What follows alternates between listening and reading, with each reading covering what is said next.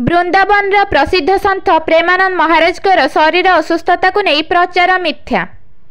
प्रेमानंद महाराज प्रतिदिन सकाळे प्रवचन रे जोग देउछंती। प्रत्येक दिन पदयात्रा बंद होइथिबारु लोक माने मिथ्या गुजब प्रचार करिछंती। केळीकुंजर साधु मानकर कहिबा अनुसार प्रेमानंद महाराज श्रीकृष्ण शरण रे रहुथिले और प्रतिदिन सकाळे राधांक निकुंज आश्रम पर्यंत 3 किलोमीटर पदयात्रा करुथिले। वीडियो सबुरे मिथ्या गुजब प्रचार होइथिला।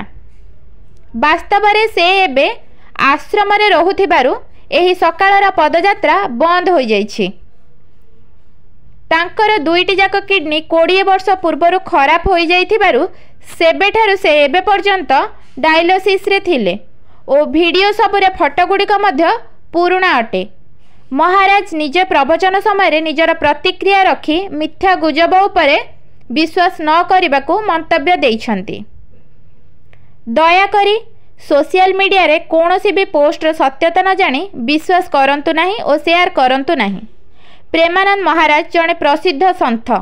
तांको प्रवचन कोटि कोटि लोक प्रतिदिन शुणती और विश्वास करती।